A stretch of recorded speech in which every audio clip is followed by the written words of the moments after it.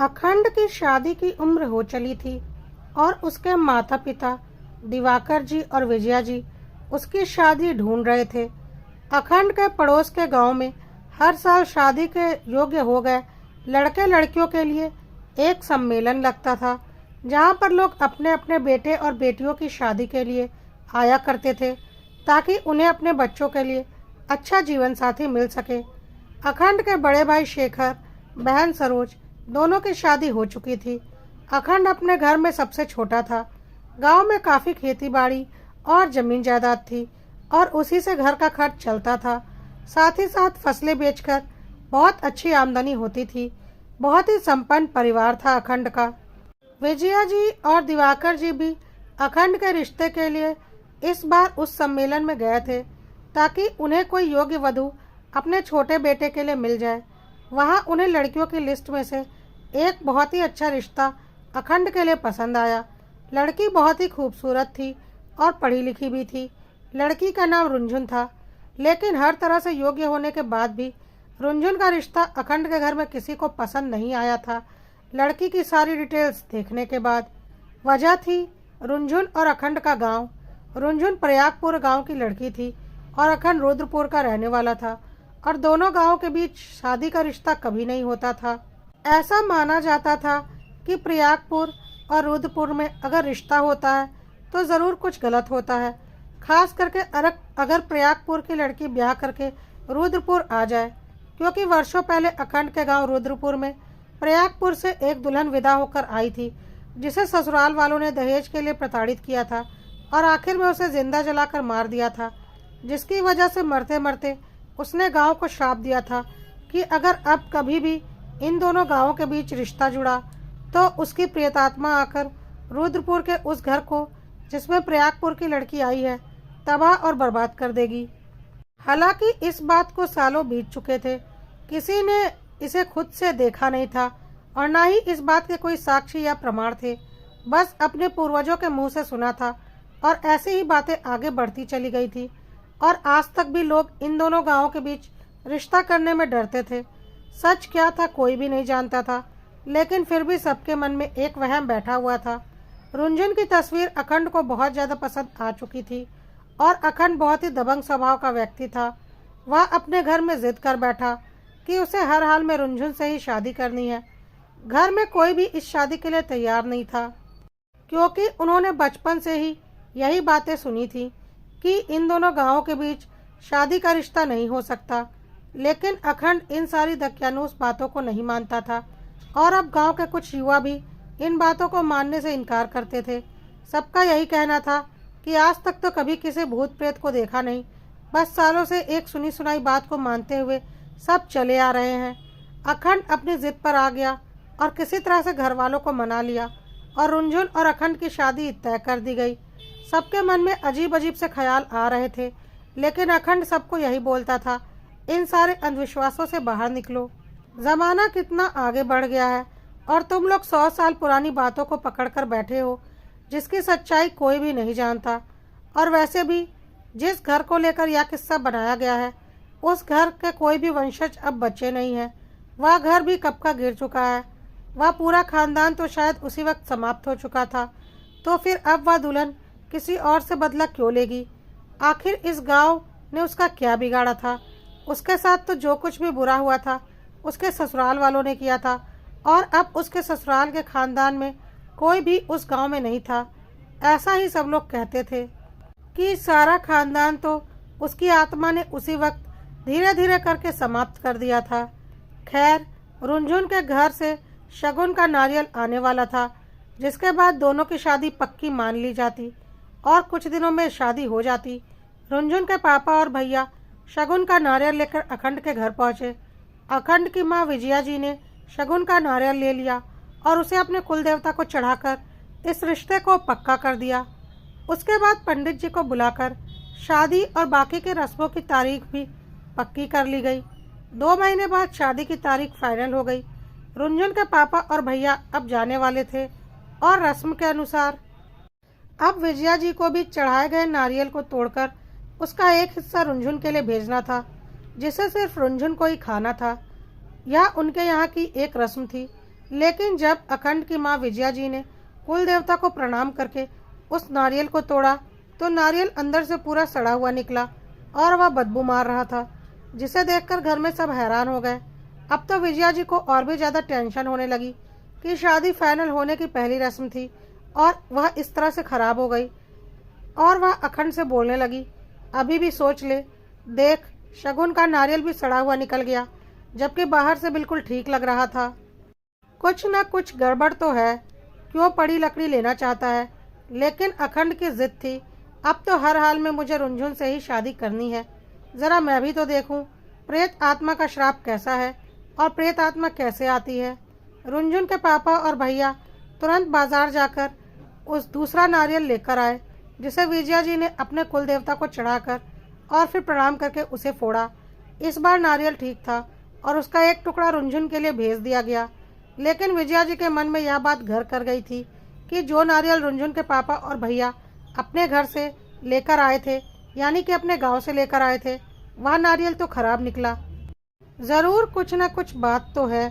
रुंझुन के पापा और भैया के मन में भी कुछ तूफान तो उठ रहा था, लेकिन फिर भी बेटी की शादी बहुत अच्छे और बड़े घर में तय हो गई थी, तो उन्हें लग रहा था कहीं सुनी बातों पर क्या यकीन करना, जिसका कोई सबूत आज तक किसी ने नहीं देखा।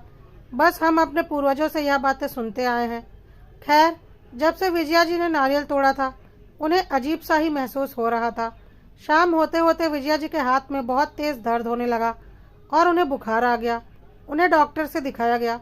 डॉक्टर ने बोला शायद ज़्यादा काम करने की वजह से इन्हें थकान हो रही है और उसी की वजह से बुखार भी आया है, और इन्होंने शायद कुछ ऐसा काम किया है जिससे उनके हाथों पर जोर पड़ा है। उन्होंने पेन किलर और बुखार की दवाई दे दी और विजया जी सुबह तक ठीक भी हो गई। लेकिन फिर भी उनके मन में यह वहम हो गया था कि उनके हाथ का दर्द उस नारियल को तोड़ने की वजह से हुआ था और बुखार भी उसी वजह से आया है। वह अखंड से बार बार बोल रही थी, क्यों ऐसी बेवकूफ़ी कर रहा है, अपने पैरों पर कुल्हाड़ी क्यों मार रहा है, क्या पता तेरी शादी के बाद क्या हो जाए। लेकिन अखंड किसी भी कीमत पर मानने को तैयार नहीं था। घर में सबने अखंड को समझाकर देख लिया। अखंड के बड़े भाई शेखर और पिता दिवाकर जी भी लगातार अखंड को समझा रहे थे, लेकिन अखंड अपनी जिद पर अडिग था। विजया जी ने अपनी बड़ी बहू अनुभूति को भी अखंड को समझाने के लिए बोला, क्योंकि अनुभूति और अखंड की आपस में बहुत अच्छी बनती थी। अनुभूति ने भी अखंड को काफ़ी प्यार से समझाने की कोशिश की कि वह क्यों ऐसी जिद करके बैठे हुए हैं। अगर कुछ 19-20 हो जाएगा तो कोई क्या करेगा। कोई भी बातें यूं ही तो नहीं फैलती, उसके पीछे कोई ना कोई वजह तो ज़रूर होती है। लेकिन अखंड कुछ भी सुनने को तैयार नहीं था और बोल रहा था, मैं रुंझुन से शादी करके इस सारे फसाद को हमेशा के लिए ख़त्म कर दूंगा, और यह जो फालतू की लकीर 2 गांवों के बीच में खिंची हुई है, जिसका आज तक कोई प्रमाण नहीं मिला, हमेशा के लिए ख़त्म हो जाएगी। साथ ही सबको समझ में आ जाएगा कि यह सब सिर्फ एक अंधविश्वास था और कुछ नहीं। कुछ दिनों के बाद रस्में शुरू हो चुकी थी और अखंड के घर से हल्दी लड़की वालों के घर भेजी जानी थी और लड़की वाले के घर की हल्दी अखंड के लिए आ रही थी। अखंड की माँ ने अनुभूति से बोला हल्दी पीसकर तैयार करने के लिए, ताकि अखंड के ससुराल भेजा जा सके। लेकिन अनुभूति हल्दी पीसने ही जा रही थी कि पता नहीं कैसे सीलबट्टा उसके हाथ से छूटकर सीधा उसके पैरों पर गिर गया, जिसकी वजह से सीलबट्टा भी टूट गया और अनुभूति के पैरों पर काफ़ी चोट भी आ गई। घर में अब एक और अपशगुन हो चुका था और विजया जी ने तमाशा शुरू कर दिया। मैं मना कर रही हूँ कि उस गांव में शादी नहीं करनी है, लेकिन अपनी जिद पर पता नहीं अखंड घर में क्या क्या करवाएगा, कहीं कुछ अनहोनी ना हो जाए। शेखर तुरंत अनुभूति को लेकर डॉक्टर के पास गया, पर अखंड अभी भी अपनी बात पर अड़ा था और बोल रहा था, भाभी भी तो फालतू के काम करती हैं, जब घर में मिक्सी है तो सिलबट्टा निकालने की क्या ज़रूरत थी, मिक्सी में आराम से हल्दी पीसती। कहते हुए अखंड ने मिक्सी निकाली और खुद ही उसमें हल्दी डालकर पीस दी और बोला, लो हो गया। थोड़े से काम के लिए आप लोग कितना बड़ा लफड़ा कर लेते हो। अब इतना भारी सिलबट्टा उठाकर इधर से उधर करेंगे तो गिरने का चांस तो रहेगा ना। विजया जी ने बोला, हाँ बेटा, जैसे अनुभूति ने आज पहली बार सिलबट्टा उठाया हो। तुझे तो बस अपनी जिद दिख रही है, या नहीं दिख रहा कि हमें कितने इशारे मिल रहे हैं। कि उस गांव में शादी नहीं होनी चाहिए, लेकिन तुझे तो कुछ समझ में नहीं आ रहा। उसके बाद अखंड के भैया शेखर और बहनोई समीर हल्दी लेकर रुंझुन के गांव की ओर निकल पड़े।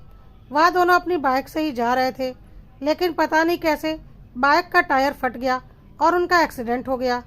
संजोग अच्छा था कि बगल में खेत थे और वह दोनों उस खेत में गिरे, जिससे उन्हें ज़्यादा चोट नहीं आई। उन्होंने घर पर फ़ोन करके बताया कि बाइक का एक्सीडेंट हो गया है। अब तो घर में बहुत बड़ा तमाशा हो गया और घर में सबने बोल दिया, तुझे शादी करनी है तो कर। अब घर का कोई सदस्य इस शादी की कोई रस्म नहीं करेगा। तेरी जिद की वजह से सबकी जान को खतरा हो रहा है। रुंझुन के पापा और भैया एक्सीडेंट की खबर सुनकर वहां पर पहुंच चुके थे और उन्होंने वहीं पर हल्दी ले ली और सकुशल उन्हें उनके घर छोड़ दिया।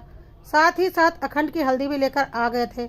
अब तो वह लोग हल्दी लेकर आ ही गए थे, तो हल्दी तो किसी को लेनी ही थी। विजया जी अपने बड़े बेटे शेखर और दामाद समीर को देख रही थी कि उन्हें ज़्यादा चोट तो नहीं आई। अखंड ने अपनी दीदी सरोज की ओर याचना भरी नज़रों से देखा कि वह कम से कम हल्दी तो रुंझुन के घर वालों के हाथ से ले लें, नहीं तो बहुत बेइज्जती हो जाएगी। और सरोज ने उनसे हल्दी की थाली ले ली और उसे अंदर ले गई। रुंझुन के पापा और भैया जा चुके थे और अब अगले दिन शादी थी। सरोज थाली लेकर अंदर गई तो थी, पर वहीं एकटक दीवार की ओर देखती हुई खड़ी रह गई थी। क्या हुआ दीदी, तुम अभी तक कमरे से बाहर क्यों नहीं आई? कहता हुआ अखंड अंदर आया। सरोज को एकटक दीवार की ओर देखते हुए अखंड हैरान हो गया और बोला, सरोज दीदी क्या हुआ, आप ऐसे क्या देख रही हो? सरोज डर के मारे अखंड से बिल्कुल चिपक गई और बोली, अखंड यह शादी मत कर। इस शादी पर प्रेतात्मा का साया लग चुका है। मैंने अभी दीवार पर एक अजीब सी परछाई देखी है। कुछ ना कुछ गड़बड़ है, मुझे बहुत डर लग रहा है। डर के मारे सरोज को बुखार आने लगा था। अखंड ने बोला, अरे दीदी यहाँ पर अंधेरा है, बाहर से कोई रोशनी आई होगी तो कोई परछाई बन गई होगी। आप भी गांव में पली बड़ी हो बचपन से और यह सारी चीज़ें अच्छे से जानती हो, फिर भी छोटी छोटी बातों से डर रही हो। ऐसा कुछ नहीं होता। लेकिन सरोज बहुत डर चुकी थी और उसने बोला, नहीं कुछ बात तो है। सुबह तेरे जीजा जी का एक्सीडेंट हो गया, अभी मुझे एक परछाई दिखी। उस दिन मम्मी के हाथ में भी भयानक दर्द और बुखार हो गया था। भाभी के भी पैर में इतनी चोट आ गई। शगुन का नारियल सड़ा हुआ निकला, जो कि शादी तय होने की शुरुआत थी। जब से तेरी शादी तय हुई है कुछ ना कुछ अनहोनी तो हुए ही जा रही है। यह शादी नहीं, इस घर की बर्बादी है और इसमें मैं नहीं पिसने वाली। सब लोग तुझे मना कर रहे हैं इस शादी को करने के लिए, लेकिन तू अपनी जिद पर अड़ा हुआ है, तो तुझे जो करना है कर। मैं खुद को और अपने परिवार को इस शादी से दूर कर रही हूँ।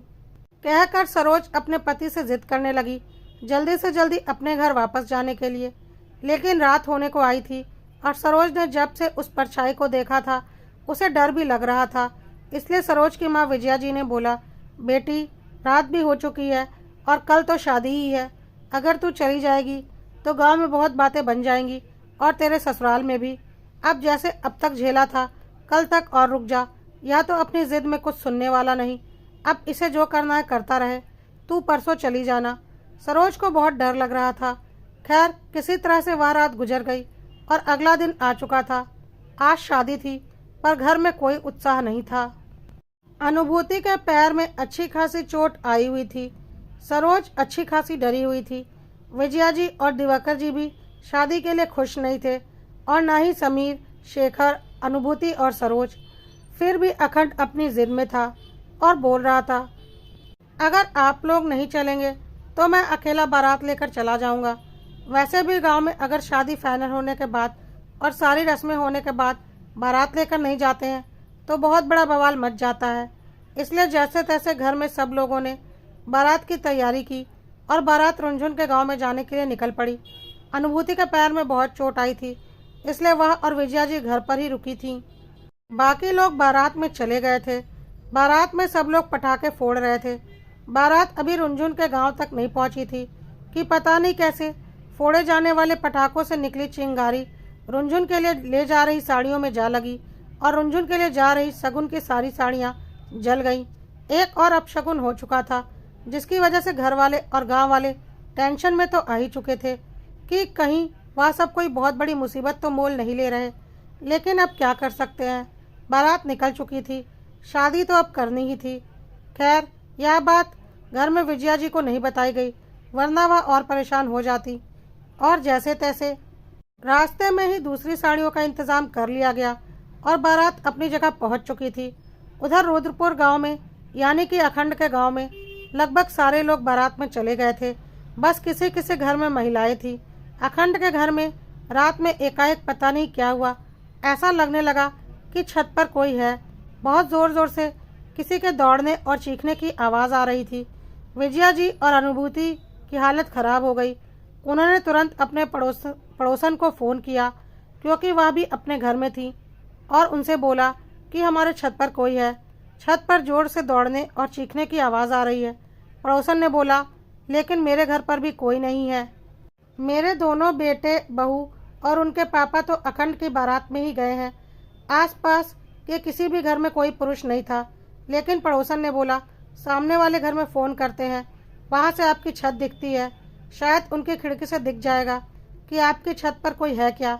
और भाई साहब के लड़के को बुखार था, इसलिए वह बारात में गया भी नहीं है। और जब सामने वाले घर में फ़ोन किया गया तो उन्होंने अपनी खिड़की से विजया जी की छत की ओर देखा तो वह हैरान हो गए।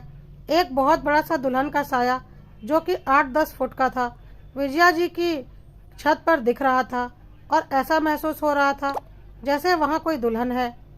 पड़ोसन भी यह सब कुछ देखकर डर गई और उसने अपने बेटे को उठाया। उसका बेटा भी यह सब कुछ देखकर हैरान हो गया।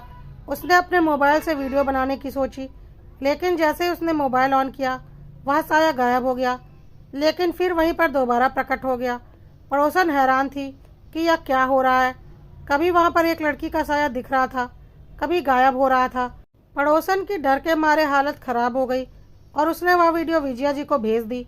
वीडियो देखने के बाद विजया जी और अनुभूति की हालत भी खराब हो गई। यह किस संकट में पड़ चुके थे वह। अब तो उन्हें घर के अंदर रहने में भी डर लग रहा था, क्योंकि उनके छत पर प्रेतात्मा आ चुकी थी। अब तो कन्फर्म हो चुका था कि उस दुल्हन का प्रेत उनके घर में आ चुका है। विजया जी और अनुभूति ने कमरा अच्छे से बंद कर लिया था और एक दूसरे से बिल्कुल सटकर बैठी रही थी। हाथ में उन्होंने एक भारी हथौड़ी ले ली थी, ताकि अगर कुछ होता तो वह अपने आप को बचा सके। लेकिन उनके मन में यह भी आ रहा था कि एक प्रेतात्मा पर उनकी यह हथौड़ी क्या ही काम करेगी। आवाज़ अभी भी आ रही थी, पड़ोसी भी डरे हुए थे। खैर, किसी तरह से सुबह हो गई। अब कोई साया, कोई आवाज़ नहीं थी। डरते डरते विजया जी ने अपने घर का दरवाज़ा खोला। पड़ोसी भी बाहर निकले। अब हिम्मत करके सब छत की ओर गए, लेकिन वहाँ पर कुछ नहीं था। लेकिन हाँ, वहाँ पर एक दुल्हन की चुनरी जरूर थी, जिसे देखकर सब हैरान हो गए। किसी को कुछ समझ में नहीं आ रहा था और सबको लग रहा था कि अखंड ने अपनी जिद में प्रेत आत्मा को अपने घर बुला लिया है। अब तो जो कुछ भी होगा वह उसे भोगना ही पड़ेगा, क्योंकि अब तो रुंझुन और उसकी शादी हो चुकी है। क्योंकि अखंड रुंझुन को विदा करवाकर घर आ चुका था और दुल्हन दरवाजे पर खड़ी थी, जिसे अब गृह प्रवेश करवाना था। रुंझुन को दुल्हन के रूप में देखकर विजया जी और अनुभूति की हालत खराब हो चुकी थी और उन्हें समझ में आ चुका था कि अब रुंझुन उनके घर की बहू बन चुकी है और अब वह कुछ नहीं कर सकती। अखंड हैरानी से अपनी माँ को देख रहा था और बोल रहा था, माँ, आपने दुल्हन के गृह प्रवेश की कोई तैयारी नहीं की। आप और भाभी तो अभी तक नहाई भी नहीं है, ऐसा लगता है। क्या आपको छोटी बहू के आने की थोड़ी भी खुशी नहीं है? विजया जी ने गुस्से से बोला, कर ली ना अपनी मनमानी, बिठा दिया ना घर के ऊपर प्रेतात्मा का साया। अब कुछ भी नहीं बचेगा, कुछ भी नहीं। तुम लोगों को पता भी है कल रात में यहाँ पर क्या हुआ है? अखंड ने बोला, मम्मी, अब तुम फालतू की बकवास लेकर मत बैठ जाना, बहुत थकान हो गई है। देखो, दोपहर होने को आई है, चलो जल्दी से हमें अंदर ले चलो। दिवाकर जी ने भी विजया जी को इशारा किया कि अब जो भी बातें करनी है घर में चलकर आराम से करना, पहले बहू को अंदर ले चलो। सरोज हैरानी से अपनी माँ और भाभी को देख रही थी, क्योंकि बारात में भी तो दुल्हन की सारी साड़ियाँ जल चुकी थी, जो बातें अभी उसकी माँ और भाभी को पता ही नहीं थी। खैर, विजया जी और अनुभूति जल्दी से नहाकर आ गई और रुंझुन का गृह प्रवेश करवा दिया और उसे उसके कमरे में छोड़ दिया। तब तक वह वीडियो अखंड को भी मिल चुकी थी और उसकी सारी थकान उड़ चुकी थी। वीडियो देखकर वह हैरान था। रुंझुन चुपचाप एक कोने में बैठी थी उसे तो खुद कुछ समझ में नहीं आ रहा था और डर भी लग रहा था कि यह सब कुछ क्या हो रहा है। कहीं इस शादी की वजह से वह भी तो किसी मुसीबत में नहीं पड़ गई। और वैसे भी वह नई दुल्हन थी, किससे क्या कहती। अखंड ने रुंझुन को समझाया कि वह बिल्कुल चिंता न करे, वह यहाँ पूरी तरह से सुरक्षित है। अखंड उसे कुछ नहीं होने देगा। लेकिन अखंड की सारी थकान तो अब उड़नछू हो चुकी थी और वह तुरंत बाहर सबके पास आ गया इस बारे में बात करने के लिए। अखंड को देखते ही विजया जी और दिवाकर जी दोनों गुस्से में चिल्लाने लगे, तेरी मनमानी के चक्कर में अब पता नहीं इस घर में और इस गांव में क्या होगा। वीडियो भी गांव में पूरी तरह से फैल चुकी थी और गांव के लोग अखंड के घर के बाहर इकट्ठा होने लगे थे। सबका कहना था यह तो बहुत बड़ी गलती हो गई। हमने यह बात सुनी थी कि प्रयागपुर की दुल्हन रुद्रपुर में कभी नहीं आनी चाहिए, वरना प्रेतात्मा का साया आ जाता है। फिर भी हम बड़े बूढ़ों की बातों को दरकिनार करके प्रयागपुर की दुल्हन को अपने गांव में ले आए। रुद्र के जिद में पूरा गांव इतनी बड़ी बात को दरकिनार कर गया और अब इसका खामियाजा पता नहीं कौन कौन भुगतेगा। अखंड बहुत परेशान हो चुका था और उसे भी लग रहा था कहीं सच में तो कोई प्रेतात्मा का साया नहीं है। वीडियो तब तक रुंझुन के गांव तक भी पहुंच चुकी थी, जिसे देखकर रुंझुन के घर वाले और गांव वाले भी काफी हैरान हो गए कि क्या इतनी पुरानी बात सच हो सकती है। सच में अभी तक प्रयागपुर की दुल्हन की आत्मा रुद्रपुर में है। अब रुंझुन का क्या होगा, कितनी बड़ी गलती हो गई। रुंझुन और अखंड की शादी करवाकर रुंझुन की मम्मी तो जोर जोर से रोने लगी कि पता नहीं अब रुंझुन के साथ उसके ससुराल में क्या हो रहा होगा। और रुंझुन के मम्मी पापा, भाई भाभी और रुंझुन के ससुराल आ चुके थे उस वीडियो को देखने के बाद। और साथ ही साथ रुंझुन के गांव के कुछ और लोग भी वहां आ चुके थे, क्योंकि बात ही कुछ ऐसी थी। अखंड के घर के बाहर अच्छी खासी भीड़ जमा हो चुकी थी और सब लोग अखंड को ही इस बात का दोषी मान रहे थे। और सबका कहना था इस अखंड की वजह से पूरे गांव पर प्रेतात्मा का साया आ गया है। लेकिन अखंड अब दिमाग से सोच रहा था और उसे ऐसा लग रहा था कि कहीं इस सब के पीछे किसी का खुराफाती दिमाग तो नहीं। उसने आकाश को बुलाया, जिसने वह वीडियो बनाई थी। आकाश भी काफी डरा हुआ था। उसने बोला, मुझे तो बुखार था, मम्मी ने मुझे उठाया कि आपकी छत से कुछ आवाजें आ रही हैं। और जब मैंने और मम्मी ने खिड़की से आपकी छत की ओर देखा तो यह 8-10 फुट की दुल्हन का साया हमें साफ साफ दिखा था। बहुत हिम्मत करके मैंने यह वीडियो बनाई थी। बहुत डर लग रहा था मुझे, और अभी भी मुझे बहुत डर लग रहा है। अपनी आंखों से इस प्रेतात्मा को देखा है मैंने। और तब तक विजया जी और अनुभूति भी बोलने लगी, और हमने महसूस किया है तुम लोग तो घर में नहीं थे, हम दोनों घर में अकेले थे। छत से इतनी जोर जोर की चीखें आ रही थी और ऐसा लग रहा था कि छत के ऊपर कोई भारी भरकम सा आदमी दौड़ रहा है। हमारी जान हलक में अटकी हुई थी। ऊपर से जब यह वीडियो हमें मिली, सोचो हमने कैसे रात गुजारी होगी। यह तो भगवान का शुक्र है कि हम दोनों जिंदा हैं। उस प्रेतात्मा ने हमारे साथ कुछ किया नहीं। और सुबह जब हमने बाकी के कुछ लोगों के साथ छत पर जाकर देखा तो वहां दुल्हन की एक चुनरी पड़ी हुई थी। कहकर विजया जी अखंड का हाथ पकड़कर उसे छत पर ले गई, जहां अभी भी वह चुनरी पड़ी थी, जिसे देखकर अखंड हैरान हो गया। अखंड ने बोला, मम्मी, इन सब से यह कैसे साबित हो जाता है कि यह प्रेतात्मा है? चुनरी तो कोई भी यहाँ पर फेंक सकता है ना, यह कोई बड़ी बात तो नहीं है। अब विजया जी ने अखंड से बोला, पागल हो गया है क्या? सारे सबूत सामने आ चुके हैं और तुझे अभी भी यह सब कुछ ढोंग लग रहा है। अखंड ने बोला, मम्मी, यह वीडियो असली है, इस बात की क्या गारंटी है? आकाश ने बोला, भैया क्या बकवास कर रहे हैं आप, यह वीडियो मैंने खुद बनाई है। अखंड ने बोला, आकाश, AI का ज़माना है, तूने कुछ खुराफाती तो नहीं की? भले गांव में रहता हूँ, लेकिन पढ़ा लिखा हूँ और सब कुछ जानता हूँ। इस पर आकाश ने बोला, आप मेरा फ़ोन चेक कर लीजिए, यह पूरी की पूरी वीडियो मेरे फ़ोन से रिकॉर्ड की हुई है और इसका सारा डिटेल मेरे फ़ोन में आपको मिल जाएगा। अखंड ने सच में आकाश का फ़ोन चेक किया और उसे पता चल गया कि वह वीडियो AI से नहीं बनाई गई थी, बल्कि उसके फ़ोन से की गई ओरिजिनल रिकॉर्डिंग थी। अब यह बात तो क्लियर थी कि वीडियो असली थी।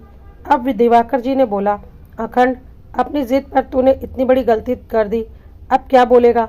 वीडियो तो असली है ना, किसी ने कोई खुराफाती नहीं की। अखंड ने बोला, पापा, वीडियो असली है, लेकिन वह प्रेतात्मा असली नहीं है। क्या देखा आकाश ने छत पर? यही ना कि एक 8-10 फुट की दुल्हन छत पर दौड़ रही है और चीख रही है। एक बात बताओ पापा, प्रोजेक्टर का नाम तो सुना ही होगा आपने। हो सकता है किसी ने खुराफाती करके हमारे छत पर प्रोजेक्टर से दुल्हन की वह बड़ी सी इमेज को चलाया हो, जो अंधेरे में बिल्कुल असली दुल्हन लग रही हो।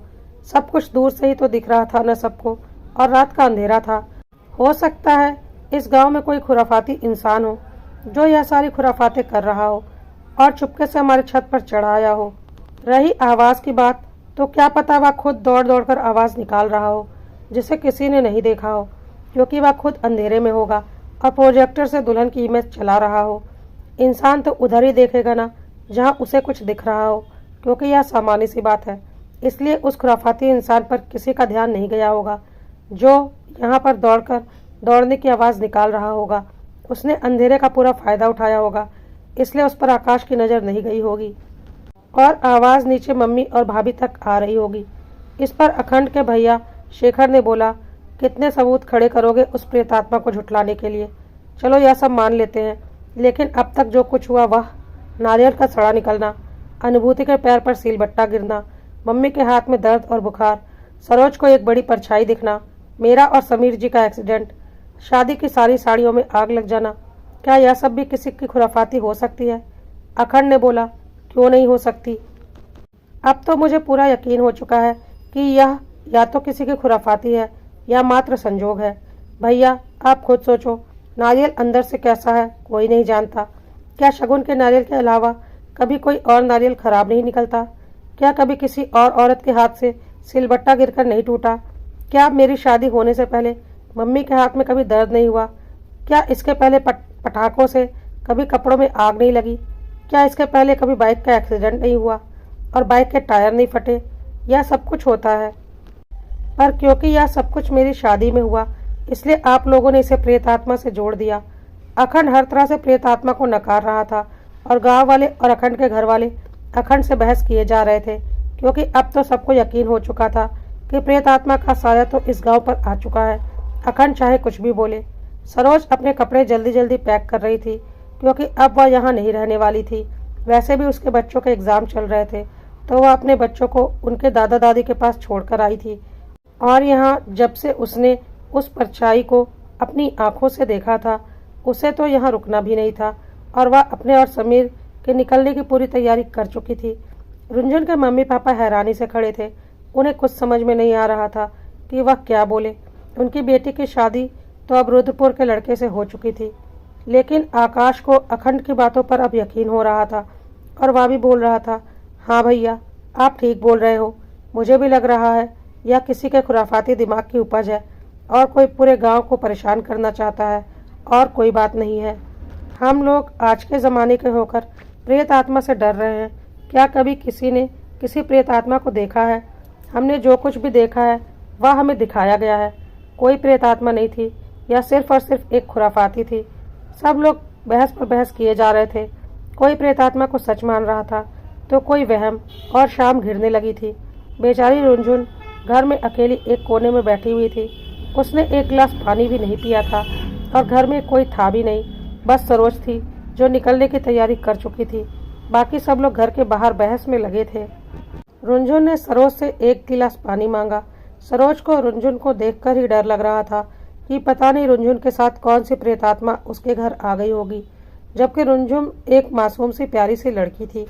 फिर भी सरोज के मन में एक डर तो बैठ ही चुका था उससे, जो लड़की खुद ही बहुत डरी हुई थी। पर उसे प्रेतात्मा की गांव का समझकर सरोज भी डरी हुई थी। उसने रुंझुन से बोला, रसोई उस तरफ है, तुम जाकर पानी पी सकती हो, मैं अपने घर जा रही हूँ। जीजा जी बाहर खड़े हैं, मुझे निकलना है, लेट हो जाएगा। रुंझुन को कुछ समझ में नहीं आया और वह चुपचाप उठकर पानी लेने जाने लगी, लेकिन वह किचन में जैसे ही गई उसकी चीख निकल गई और वह दौड़ती हुई सीधा घर के बाहर आ गई। सरोज अभी दरवाजे तक ही पहुंची थी कि वह सरोज से लिपट गई और बोली, दीदी सच में घर में कोई प्रेतात्मा है, मैं यहाँ नहीं रहूँगी, यहाँ पर भूत है। सरोज तो खुद बहुत डरी हुई थी। वह रुंझुन को अपने से दूर करने लगी और बोलने लगी, मुझसे दूर रहो, मुझे यहाँ पर नहीं रहना, मैं तो खुद यहाँ से जा रही हूँ। यह सब अखंड के जिद में हुआ है। अखंड ने रुंझुन को पकड़ा और उसके मम्मी पापा भी उसके करीब आ चुके थे। रुंझुन अपनी मम्मी को गले लगाकर रो रही थी और बोल रही थी, मम्मी सच में यहाँ प्रेतात्मा है, मुझे यहाँ नहीं रहना, मुझे यहाँ से ले चलो, वरना पता नहीं क्या होगा। अखंड रुनझुन से बोला, शांत हो जाओ, तुम्हें कुछ नहीं होगा, मैं हूं ना। पहले तुम बोलो क्या हुआ है, तुम इतना डर क्यों रही हो? रुनझुन ने बोला, मैं पानी लेने किचन में गई थी, लेकिन जैसे ही मैंने गिलास में पानी लिया, सामने दीवार पर एक बहुत बड़ी सी दुल्हन मुझे दिखी और वह मुझे देखकर मुस्कुरा रही थी और फिर वह गायब हो गई। अपनी आंखों से देखा है मैंने, यहाँ पर कोई साया तो है। सुनकर सब लोग हैरान हो गए, लेकिन अखंड ने बोला, चलो मुझे दिखाओ, कहाँ देखा है तुमने, क्या देखा है तुमने? कहकर वह तेजी से घर के अंदर घुस गया। पीछे पीछे आकाश और कुछ दबंग लड़के भी घर के अंदर घुसे, क्योंकि उन्हें भी यकीन था कि कुछ न कुछ खुराफाती तो हो रही है। किचन में कहीं पर कुछ भी नहीं था, लेकिन हाँ, बाहर एक बहुत बड़ा सा लेज़र लाइट जरूर रखा हुआ था। अखंड ने बोला, जरूर इसी से किसी ने कुछ खुराफाती की होगी। और जब उसने लेज़र लाइट जलाकर देखा तो उसमें कुछ भी नहीं था, बस बच्चों के छोटे छोटे कार्टून्स थे जिससे बच्चे खेला करते थे। अखंड ने बोला, अरे यह जरूर किसी बच्चे ने शरारत की होगी और लेज़र लाइट से कोई आकृति दीवार पर बना दी होगी और तुम्हें वह दुल्हन लग रही होगी। रुनझुन ने बोला, घर में कोई नहीं था। कौन सा बच्चा है आपके घर में? सरोज दीदी के बच्चे आए नहीं हैं, अनुभूति भाभी अभी माँ बनी नहीं है, गांव का कोई बच्चा घर में था नहीं। फिर यह लेज़र लाइट किसकी है? और अगर इससे कुछ खुराफाती हुई है तो इसे जलाया किसने होगा?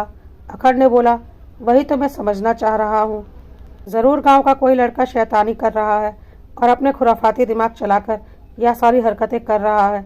लेकिन आकाश ने दोबारा पूरी लेज़र लाइट को चेक किया, लेकिन उसमें दुल्हन की आकृति वाली कोई तस्वीर नहीं थी। तब तक एक बच्चे के पापा ने बोला, अरे यह लेज़र लाइट तो मेरे बच्चे की है, 2 दिन से खो गई थी, यहाँ कैसे आई मुझे नहीं पता, मैंने तो उसे मेले में खरीद कर दी थी। शायद तुम्हारे घर में शादी के किसी रस्म में अपनी मम्मी के साथ आया होगा तो यहीं पर भूल गया होगा। और बात वहीं पर ख़त्म हो गई। लेकिन अखंड अभी भी मानने को तैयार नहीं था कि कोई प्रेतात्मा है, और वह बाहर आकर सब लोगों से बोलने लगा, देखिए गांव में कोई प्रेतात्मा नहीं है और ना ही इस घर में कोई प्रेतात्मा है। यह सब कुछ किसी खुराफाती लड़के का काम है जो हम सबको परेशान कर रहा है, और मैं जल्दी ही उसे खोज निकालूंगा। आप लोग चिंता मत कीजिए, सब अपने अपने घर जाइए और आराम से रहिए। अगर प्रेतात्मा होती तो क्या वह हम इंसानों से डरती, हमारे सामने नहीं आती? वह तभी क्यों आती है जब कोई अकेला होता है, और वह सिर्फ औरतों को क्यों दिखती है? क्योंकि उसे पता है औरतें आसानी से डर जाएंगी। और आकाश को इसलिए दिखाई दी क्योंकि वह उससे काफ़ी दूर था। अभी हम सब यहाँ खड़े हैं, पूरा गांव यहाँ खड़ा है, क्यों नहीं आ रही कोई प्रेतात्मा? अब तो अंधेरा भी होने को आया है। उस प्रेतात्मा के डिस्कशन में पूरा दिन बीत गया, किसी ने कुछ खाया पिया भी नहीं। सब लोग थके हारे बारात से लौटे हैं। रुनझुन के मम्मी पापा भी हमारी वजह से यहाँ आकर खड़े हैं और हम सब यहाँ एक फालतू के डिस्कशन में लगे हैं। चलिए आप सब लोग आराम कीजिए और खाना पीना खाइए। कोई प्रेतात्मा नहीं है यहाँ, वहम निकाल दीजिए मन से। अगर कोई प्रेतात्मा होती तो क्या वह सारे गांव वालों से डरती? और जब सब एक साथ यहाँ हैं तो वह क्यों नहीं सामने आ रही? अगर सच में कोई प्रेतात्मा है तो अभी क्यों नहीं दिख रही? अखंड अभी यह सब कुछ बोल ही रहा था कि अखंड के घर के थोड़ी दूर पर बने स्कूल की दीवार पर एक बहुत बड़ा सा दुल्हन का साया उभर कर सामने आ गया, जो कि बहुत ही डरावना दिख रहा था। और फिर एक अजीब सी आवाज आई, क्या अभी भी यकीन नहीं है कि प्रेतात्मा होती है? यह देखकर सब लोग डर गए। किसी को कुछ समझ में नहीं आ रहा था यह सब कुछ क्या हो रहा है। और आज सबको समझ में आ चुका था कि प्रेत आत्मा तो है और सबके सामने खड़ी है। सबकी हालत खराब हो चुकी थी। वह साया लगातार बोल रहा था, इस गांव में मेरी जान ली जा चुकी है, लेकिन अब मैं अपने गांव की किसी भी लड़की को इस गांव के लोगों द्वारा नहीं मरने दूंगी। अगर मेरे गांव की किसी भी लड़की के साथ इस गांव के किसी भी लड़के के द्वारा कुछ भी गलत होगा तो उस लड़के को मैं जिंदा नहीं छोड़ूंगी। मैं खुद को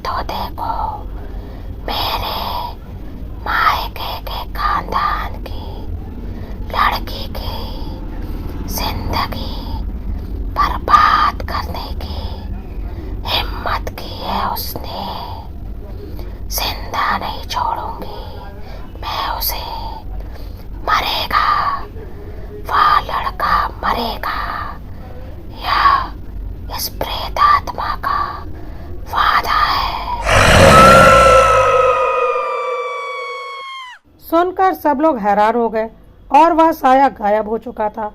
यह क्या था, किसी को कुछ समझ में नहीं आया। अखंड की भी डर के मारे हालत खराब हो चुकी थी और वह जोर जोर से बोल रहा था, मैं रुनझुन को क्यों कोई नुकसान पहुंचाऊंगा, मैं रुनझुन को कभी कोई नुकसान नहीं पहुंचाऊंगा। बहुत प्यार करता हूं मैं उससे, बहुत प्यार।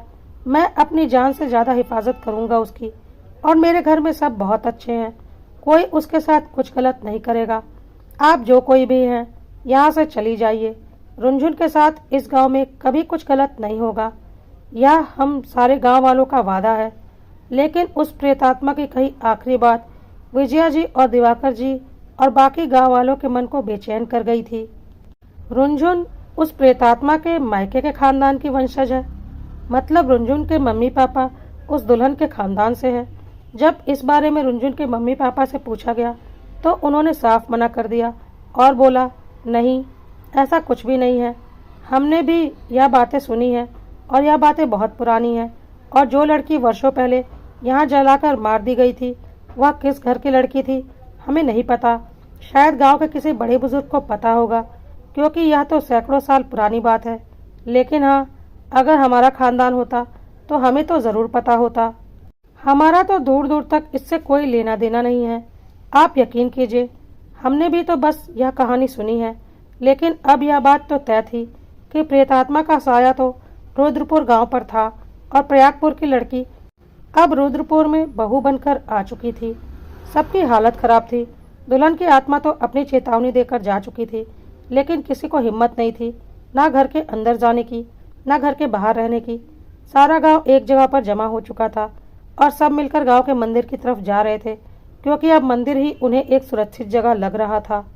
और सारा गांव के पुराने मंदिर में पहुंच चुका था, साथ ही साथ नई दुल्हन और उसके मम्मी पापा वगैरह भी, क्योंकि वह लोग भी काफ़ी डरे हुए थे। बहुत से लोगों का कहना था कि पुलिस को फ़ोन करते हैं, लेकिन फिर भी उन्होंने पुलिस को फ़ोन नहीं किया। आखिर पुलिस प्रेतात्मा का क्या करती, बल्कि उनकी कई बातों का बस मजाक बनता और पुलिस आती भी नहीं। आखिर ऐसी बातें कौन मानता है, क्योंकि पहले वाली वीडियो बहुत तेज़ी से वायरल हो रही थी और कमेंट में सब लोग उसका मजाक उड़ा रहे थे और उसे AI जनरेटेड लिख रहे थे। इसलिए कोई भी भूत प्रेत को सच नहीं मानता, जैसे अब तक अखंड नहीं मान रहा था। वह तो गांव वालों ने खुद अपनी आंखों से देख लिया, इसलिए सबको यकीन हो गया था, वरना तो यह बातें सिर्फ बनावटी ही लगती हैं। खैर, मंदिर परिसर में किनारे ही आग जलाकर सारे गांव वालों के लिए खाना बनाया जा रहा था, क्योंकि सुबह से सब लोग भूखे प्यासे थे और सब दोबारा सुबह होने का इंतज़ार कर रहे थे, ताकि आगे क्या करना है और इस समस्या का समाधान कैसे निकालना है, इस बारे में विचार विमर्श किया जा सके और इसका काट निकाला जा सके, या फिर इस बात का पता किया जा सके कि कहीं रुनझुन के मम्मी पापा झूठ तो नहीं बोल रहे, दुल्हन की आत्मा उन्हीं के पूर्वजों की लड़की हो। खैर, अभी रात में तो किसी की हिम्मत नहीं थी अपने घर में रहने की। बहुत बड़ी मुसीबत में आ चुका था सारा गांव, और अब तो अखंड के पास भी शब्द नहीं थे उसे किसी की खुराफाती साबित करने के लिए, क्योंकि जो कुछ भी उसने अपनी आंखों से देखा था उस पर तो उसे विश्वास करना ही था, और वह अपना सर पकड़कर बैठा था। शायद उससे बहुत बड़ी गलती हो चुकी थी। गांव में सब लोगों ने फिर मंदिर में ही किनारे की जमीन पर बैठकर खाना खाया और फिर आपस में सबने विचार विमर्श किया। पंडित जी ने बोला कि सुना तो था इस बारे में मैंने भी अपने पिताजी से, और पिताजी ने अपने पिताजी से सुना था, पर सच्चाई क्या है यह कोई नहीं जानता। लेकिन अब हम सब जब तक मंदिर में हैं सुरक्षित तो हैं, क्योंकि कोई भी प्रेतात्मा मंदिर के अंदर प्रवेश नहीं कर सकती। अभी गांव के पंडित जी यह बात बोल ही रहे थे कि फिर एक बहुत बड़ा सा दुल्हन का साया मंदिर के द्वार पर आ चुका था, जिसे देखकर सब बहुत डर गए थे। और वह बोल रही थी, मैं कोई प्रेत आत्मा नहीं, मैं सिर्फ एक आत्मा हूँ जिसे तड़पा तड़पा कर मारा गया है। उसके ससुराल वालों ने उसे जिंदा जला दिया था। वह चीख रही थी, चिल्ला रही थी, खुद को बचाने के लिए जोर जोर से यहाँ वहाँ भाग रही थी, लेकिन किसी ने उसे नहीं बचाया और वह जलकर तड़प तड़प कर मर गई थी। मैं वही आत्मा हूँ जो आज तक उस जलन को महसूस करती है और उसी तरह चीखती चिल्लाती और दौड़ती है, और इसीलिए मैंने अपने मरने के बाद एक एक करके अपने उन सारे जालिम ससुराल वालों को उनके अंजाम तक पहुंचा दिया था। उनके कुल का नाश कर दिया था। लेकिन मैं कोई प्रेत आत्मा नहीं हूँ, मैं सिर्फ एक आत्मा हूँ और मैंने कभी किसी निर्दोष का कोई बुरा नहीं किया है और न ही कभी करूँगी। इसलिए यह सोचना कि मैं मंदिर के अंदर नहीं आ सकती पूरी तरह से गलत है। मैं एक पुण्यात्मा हूँ जो सिर्फ गलत लोगों को सजा देती है, ना कि निर्दोषों के लिए कुछ गलत करती है, और ईश्वर मेरे साथ है। यह बातें सुनकर गांव में सब लोग डर भी रहे थे और हैरान भी हो रहे थे। उन्हें कुछ भी समझ में नहीं आ रहा था। आत्मा ने आगे बोला, गौरी नाम था मेरा। बहुत प्यार से मेरे माँ बाप ने मुझे इस गांव में ब्याहा था, लेकिन मेरे जालिम ससुराल वालों ने दहेज के लालच में मुझे जिंदा जला दिया था। बहुत तड़पी थी मैं अपनी मौत से पहले, और आज तक उस तड़प की वजह से मेरी आत्मा इस गांव में भटकती है। मैंने उसी वक्त यह फैसला ले लिया था कि मैं इसी तरह से भटकती रहूंगी, लेकिन अपने गांव की किसी लड़की की ज़िंदगी इस गांव में दोबारा बर्बाद नहीं होने दूंगी। नफरत हो गई थी मुझे इस गांव से, लेकिन कल रात रुंझुन के छत पर मैं रुंझुन के ससुराल वालों को नुकसान पहुंचाने नहीं गई थी, बल्कि उनकी हिफाजत के लिए आई थी। जब से रुंझुन की शादी अखंड के साथ तय हुई थी, मेरी नज़र इन लोगों पर थी।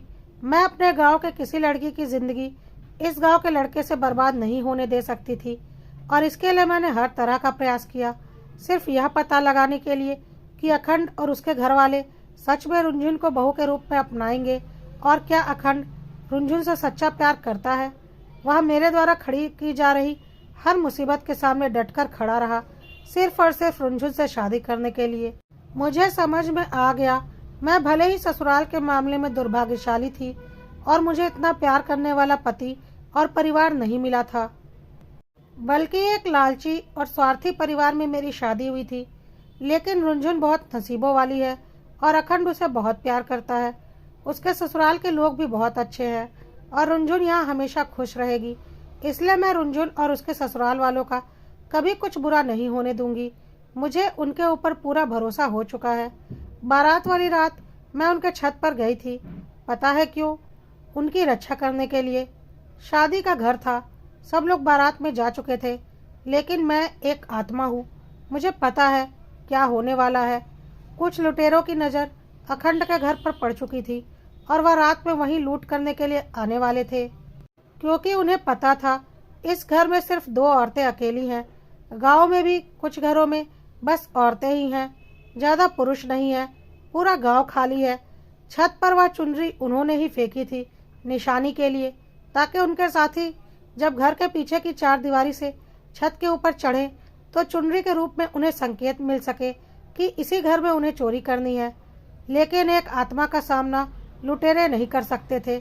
उन्हें इस घर में घुसने से पहले ही मैंने उन्हें उनके अंजाम तक पहुंचा दिया था, और उन्हें समझ में आ चुका था कि यह घर मेरी सुरक्षा कवच में है, बल्कि यह पूरा गांव। इस पूरे गांव में अब वह लुटेरे कभी कदम नहीं रखेंगे, क्योंकि उन्होंने मुझे अपने सामने से देखा है और अपनी जान बचाकर यहाँ से हमेशा के लिए भागे हैं। इसलिए मैं रात भर रुंझुन के छत पर थी, सिर्फ उसके घर की सुरक्षा के लिए। और रुंझुन के सामने रसोई घर में मैं सिर्फ उसे आशीर्वाद देने के लिए गई थी, ताकि वह हमेशा सुखी रहे। और इसीलिए मैं उसे देखकर मुस्कुराई थी, क्योंकि मैं उसे आशीर्वाद देना चाहती थी कि तुम सदा इस घर में खुश रहना और इस घर का मान बढ़ाना। तुम बहुत भाग्यशाली हो कि तुम्हें अखंड जैसा पति और इतना अच्छा ससुराल मिला है। यहाँ सब लोग बहुत अच्छे हैं। हाँ, थोड़ा डरे हुए हैं, जो कि स्वाभाविक है, लेकिन कोई दिल का बुरा नहीं है। लेकिन रुंझुन मेरा साया देखते ही चिल्लाने लगी और डर कर वहाँ से भाग गई। मैं उसका कुछ बुरा नहीं करना चाहती थी, लेकिन हाँ, मैं एक आत्मा हूँ, तो मुझसे डरना तो स्वाभाविक है। यह बात उस आत्मा के मुंह से सुनकर सारे गांव वालों को थोड़ी तसल्ली तो मिल रही थी, लेकिन साथ ही साथ डर भी लग रहा था। आखिर कुछ भी हो, वह एक आत्मा थी। गौरी की आत्मा ने आगे बोला, लेकिन यह मत समझना कि इस गांव का कोई लड़का मेरे गांव की लड़की की जिंदगी बर्बाद करेगा तो मैं उसे छोड़ दूंगी। मैं उसे जिंदा नहीं छोड़ूंगी, यह तो मेरा वादा है। और इस गांव का एक लड़का मेरे गांव के एक लड़की की जिंदगी बर्बाद कर रहा है, और मैं उसी के लिए आज यहाँ पर आई हूँ, और आज मैं उसका अंत करके रहूंगी, क्योंकि वह लड़की मेरे मायके के वंशजों के खानदान की लड़की है, और इस गांव का एक परिवार पहले ही उस खानदान की एक लड़की गौरी की जिंदगी तबाह और बर्बाद कर चुका है और अब उसी खानदान की दूसरी लड़की की जिंदगी पर इस गांव के एक लड़के की बुरी नज़र पड़ चुकी है और वह उसकी जिंदगी बर्बाद कर रहा है। मैं ऐसा कभी नहीं होने दूंगी, कभी नहीं। अखंड को फिर से डर लगने लगा था और वह डरी डरी नजरों से गौरी की आत्मा की तरफ देख रहा था। लेकिन गौरी ने कहा, वह लड़का अखंड नहीं है। इसने तो पूरे मान सम्मान के साथ रुंझुन को ब्याह करके अपने घर की बहू बनाकर अपनाया है, लेकिन वह लड़का, उसने मेरे गांव की, मेरे घर की लड़की को अपने प्यार मोहब्बत की जाल में फंसाकर उसका शोषण किया है और उसे शादी का लालच देकर उसकी शादी के लिए बनवाए गए सारे गहनों को उसी लड़की से चोरी करवाकर अपने पास रख लिया और फिर शादी करने से भी मुकर गया। उस लड़की को धोखा दे दिया। पूरे गांव में यह बात कोई नहीं जानता, सिर्फ उस लड़की के घर वाले जानते हैं। लेकिन मैं एक आत्मा हूँ, मैं सब कुछ जानती हूँ। मैं उस लड़की का और अपने वंशजों का घर कभी नहीं बताऊंगी, क्योंकि उससे उसकी आगे की जिंदगी भी खराब हो जाएगी और मैं ऐसा कभी नहीं होने दूंगी। लेकिन हाँ, उस लड़की को इंसाफ जरूर दिलवाऊंगी। उस लड़की के साथ जो कुछ भी नाइंसाफी हुई है, उसका इंसाफ आज, यहाँ और अभी होगा और इंसाफ मैं करूंगी। गौरी की आत्मा यह बातें कर रही थी और रुंझुन के मम्मी पापा के साथ आए उनके गांव के सरपंच के दिल को सुकून मिल रहा था, क्योंकि वह जिस लड़की की बात कर रही थी वह और कोई नहीं, उनकी खुद की बेटी थी और उन्हें बहुत अच्छे से पता था कि उसने अपनी शादी के लिए बनवाए गए जेवर किसी लड़के के साथ भागने के लिए चोरी कर लिए थे और फिर उस लड़के ने उसे धोखा दे दिया था।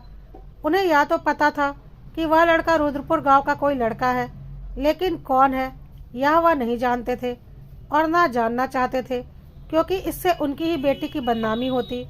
इसलिए सारी बातों को उन्होंने दबा दिया था। लेकिन शायद उन्हें पता था कि गौरी उनके ही पूर्वजों की और उनके ही घर की बेटी थी, लेकिन यह बात आज तक उन्होंने किसी को नहीं बताई थी और गांव में कोई नहीं जानता था। वह गौरी को प्यार भरी नज़रों से देख रहे थे, क्योंकि गौरी ने उनके बेटी की जिंदगी बर्बाद होने से बचा ली थी, किसी को उसका नाम नहीं बताकर। और अब उनकी बेटी के साथ इस गांव के जिस लड़के ने यह घिनौना काम किया था, उसे भी गौरी जरूर सजा देती। गौरी की यह सारे बातें सुनकर सारा गांव हैरान था और सब एक दूसरे को हैरानी भरी नजरों से देख रहे थे कि आखिर हमारे गांव का कौन सा लड़का प्रयागपुर गांव की लड़की के साथ प्यार मोहब्बत का धोखे भरा खेल खेल रहा है और उसका शोषण करके उसके सारे जेवर भी हड़प लिए, क्योंकि किसी को भी कुछ नहीं पता था। गौरी ने आगे बोला, वह लड़का और कोई नहीं, वही है जिसने मुझे सबसे पहले देखा था अखंड की छत पर। आज मैं उसके लिए ही खास करके यहाँ आई हूँ, उसे उसके अंजाम तक पहुँचाने। इतना बोलते ही गौरी ने आकाश को हवा में उड़ा दिया। आकाश की हालत खराब हो गई। वह हाथ जोड़ने लगा और बोलने लगा, मुझे माफ़ कर दो, मुझे माफ़ कर दो। मैंने तो सिर्फ मज़े मज़े में प्यार मोहब्बत का नाटक किया था उसके जेवर हड़पने के लिए, लेकिन मुझे नहीं पता था ऐसा कुछ हो जाएगा। गौरी ने बोला, क्यों, उस दिन छत पर मुझे देखकर भी तुझे डर नहीं लगा कि आत्माएं होती हैं? लेकिन अब तुझे डर लगेगा कि आत्माएं होती हैं और वह क्या कर सकती है, यह भी आज तू देखेगा। आकाश की माँ भी उसके हाथ जोड़ने लगी और बोलने लगी, मेरे बेटे से गलती हो गई है, उसे माफ़ कर दो गौरी, उसे माफ़ कर दो। मैं उसकी शादी उस लड़की से ही करवाऊंगी। तुम लड़की का नाम तो बताओ। लेकिन गौरी कुछ भी सुनने को तैयार नहीं थी और बोल रही थी, ऐसे धोखेबाज और चालाक लड़के के साथ मेरे गांव और मेरे घर की लड़की कभी नहीं ब्याही जाएगी, वरना उसका भी वही अंजाम होगा जो मेरा हुआ था। और कोई कभी नहीं जानेगा कि वह लड़की कौन है, मेरा खानदान कौन है। जिसे जानना था वह जान चुका है और आज तक यह राज था और आगे भी राज ही रहेगा, क्योंकि इस राज को सिर्फ और सिर्फ एक इंसान जानता है और वह इंसान आकाश है, जो आज, अभी और इसी वक्त हमेशा के लिए इस राज को अपने साथ लेकर दफन हो जाएगा। आकाश जोर जोर से चिल्ला रहा था, मुझे माफ़ कर दो, मुझे माफ़ कर दो, मैं मरना नहीं चाहता। गौरी ने फिर बोला, अगर तूने सिर्फ जेवरों की चोरी की होती तो शायद मैं तुम्हें माफ़ भी कर देती, लेकिन तुमने उस लड़की की इज्जत के साथ खेला है, उसकी इज्जत को तार तार किया है, उसके घर वालों की इज्जत को तार तार किया है। आकाश अभी भी चिल्ला रहा था, सारे जेवर मेरे घर में हैं, मैं सारे जेवर वापस कर दूंगा, मुझे छोड़ दो। तब तक आकाश की माँ दौड़ती हुई अपने घर जाकर वहां से खोजकर सारे जेवर ला चुकी थी और गौरी के आगे फेंक दिए थे। या जिसके जेवर हैं उसके पास पहुंचा दो, लेकिन मेरे बेटे को छोड़ दो, मेरे बेटे को छोड़ दो। आकाश के बाकी के घर वाले भी चिल्ला रहे थे, हमें एक मौका दो, हमारे आकाश को छोड़ दो, उससे गलती हो गई है पर हम अपनी गलती सुधारेंगे, उस लड़की को पूरे मान सम्मान के साथ अपने घर की बहू बनाकर लाएंगे, हमें बख्श दो। लेकिन गौरी कुछ भी सुनने को तैयार नहीं थी और उसने बोला, मैं कभी ऐसे लोगों पर भरोसा नहीं कर सकती। मेरे ससुराल वालों ने भी कई बार दहेज के लालच में मेरे मायके वालों को आश्वासन दिया था कि इस बार इतना दहेज और दे दो, आगे से तुम्हारी बेटी को कभी परेशान नहीं करेंगे। लेकिन फिर भी मुझे जलाकर तड़पा तड़पा कर मार डाला ना, इन्हीं पैसों के लालच में, इन्हीं जेवरों के लालच में। तो तुम पर कैसे भरोसा कर लिया जाए। एक बार धोखा खा चुका है मेरा खानदान, दोबारा नहीं खाएगा, क्योंकि दोबारा विश्वास नहीं किया जाता बल्कि सजा दी जाती है। कहकर गौरी ने आकाश को बहुत दूर फेंक दिया और आकाश बहुत तेजी से जमीन पर गिरा। उसकी तत्काल मृत्यु हो चुकी थी। सारा गांव हैरान था। एक आत्मा ने अपने गांव की लड़की की जिंदगी बर्बाद करने के लिए आकाश की जान ले ली थी, इसका बदला ले लिया था। आकाश के घर वाले दौड़कर आकाश के पास पहुंच चुके थे। किसी ने सपने में भी नहीं सोचा था कि आकाश को ऐसी सजा मिलेगी। उसके बाद गौरी ने हवा में ही आकाश का मोबाइल उठा दिया और उसे पाउडर बनाकर नीचे गिरा दिया और बोला, इसकी वजह से वह मेरे घर की लड़की को परेशान कर रहा था, लेकिन अब कोई उसे परेशान नहीं कर पाएगा, कोई नहीं। गांव वालों को समझ में आ चुका था कि आकाश ने जरूर मोबाइल में उस लड़की की कुछ आपत्तिजनक वीडियो और फोटो रखी होगी, जिसकी वजह से वह उसे ब्लैकमेल कर रहा होगा। इसलिए लड़की और उसके घर वाले चुप थे। लेकिन आकाश को नहीं पता था कि वह लड़की प्रयागपुर गांव की थी और किस खानदान की थी, और इसका खामियाजा उसे अपनी मौत के साथ चुकाना पड़ेगा। अब गौरी काफी शांत हो चुकी थी। सरपंच जी अभी भी प्यार भरी नजरों से गौरी की ओर देख रहे थे। उसकी आत्मा से चीख की आवाज अभी भी आ रही थी, क्योंकि जिस तड़प के साथ वह मरी थी वह तड़प आज तक उसकी आत्मा के साथ थी। सरपंच जी ने मंदिर के पंडित जी की ओर देखा। पंडित जी ने गौरी की आत्मा से कहा, वर्षों हो गया है तुम्हारी मौत को, लेकिन तुम अपने बदले के जुनून में आज तक तड़प रही हो और आत्मा के रूप में घूम रही हो। कब तक भटकोगी इस तरह। अब मुक्ति पालो, चली जाओ, मुक्त कर लो खुद को, अपनी आत्मा को मुक्त कर लो इस संसार से और अपने संसार में चली जाओ। अब इस गांव में कभी ऐसा कुछ नहीं होगा, क्योंकि आज जो कुछ भी हुआ है सारे गांव वालों ने अपनी आंखों से देखा है। रुंझुन और अखंड भी हैरानी से आत्मा की ओर देख रहे थे। फिर उन्होंने भी गौरी से कहा, आप अपनी आत्मा को इस कष्ट से मुक्ति दे दीजिए। कब तक इस तरह से भटकेंगी आप। आपने हमारे लिए बहुत कुछ किया है, लेकिन अब हम चाहते हैं कि आपको भी मुक्ति मिल जाए। चली जाइए आप यहाँ से, यह संसार आपके लिए नहीं है। आपको अपने संसार में चले जाना चाहिए, तभी आपको मुक्ति मिलेगी और आपको इस कष्ट से छुटकारा मिलेगा। मान लीजिए हमारी बात। सरपंच जी भी गौरी का हाथ जोड़ने लगे और बोलने लगे, चली जाओ गौरी, चली जाओ, तुम्हारी मुक्ति में ही सबकी भलाई है। क्योंकि सरपंच जी और गौरी दोनों को ही पता था कि वह एक ही खानदान के वंशज हैं। गौरी को भी अब ऐसा लगने लगा था कि अब उसे इस संसार से मुक्ति ले ही लेनी चाहिए। उसने पंडित जी की ओर याचना भरी नजरों से देखा और बोला, ईश्वर ही मुझे मुक्ति दिला सकते हैं और आपको इसमें मेरी मदद करनी पड़ेगी। पंडित जी ने माता रानी का जल उठाकर गौरी की आत्मा की तरफ फेंका, जो गौरी की आत्मा में समाहित हो गई। गौरी को अपार शांति महसूस हुई। सैकड़ों सालों की तड़प और जलन समाप्त हो चुकी थी, क्योंकि अब गौरी खुद भी मुक्त होना चाहती थी। गौरी की आत्मा धीरे धीरे धुएं में परिवर्तित हो रही थी और वह जाते जाते बोल रही थी, जा रही हूँ मैं यहाँ से, हमेशा के लिए इस रुद्रपुर गांव को छोड़कर जा रही है यह आत्मा। लेकिन याद रखना, कभी किसी दुल्हन के साथ इस गांव में कोई अत्याचार नहीं होना चाहिए, वरना फिर कोई गौरी आ जाएगी उस अत्याचार का अंत करने के लिए। और आज से ठीक 9 महीने बाद प्रयागपुर गांव में जिस भी घर में बेटी का जन्म होगा, समझ लेना मुझे मुक्ति मिल गई, क्योंकि वह बेटी यह गौरी ही रहेगी जो दोबारा जन्म लेगी। कहते हुए गौरी की आत्मा धुएं में परिवर्तित हो गई और धीरे धीरे वहां से गायब हो गई। इतना सब कुछ पूरे गांव वालों के सामने हुआ था, लेकिन किसी को कुछ समझ में नहीं आ रहा था। पर सबको यकीन हो गया था कि आत्मा तो होती है। अभी भी सबको डर लग रहा था, लेकिन गौरी अपना वादा निभाकर जा चुकी थी। आकाश के घर वाले आकाश के पास बैठे रो रहे थे और आकाश के कर्मों पर पछता रहे थे, क्योंकि उन्हें तो इस बारे में कुछ पता ही नहीं था, तो वह किससे क्या शिकायत करते।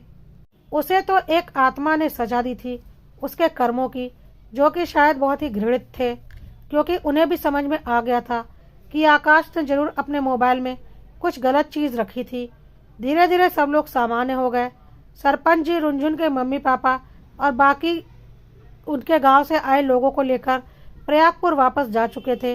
रुंझुन भी अब अपने ससुराल में आ चुकी थी और सब ने रुंझुन को दिल से अपना लिया था, क्योंकि उन्हें समझ में आ चुका था कि गौरी वहां उन्हें नुकसान पहुंचाने नहीं बल्कि उनकी सुरक्षा करने के लिए आई थी। उधर प्रयागपुर गांव में ठीक 9 महीने के बाद सरपंच जी की बहू ने एक प्यारी सी बेटी को जन्म दिया, जिसे देखकर सरपंच जी की आंखों में आंसू आ गए, क्योंकि उन्हें समझ में आ चुका था कि उनकी पूर्वज गौरी अब उनकी ही पोती बनकर जन्म ले चुकी है और शायद यह श्राप अब हमेशा के लिए खत्म हो चुका है, क्योंकि गौरी को मुक्ति मिल चुकी है।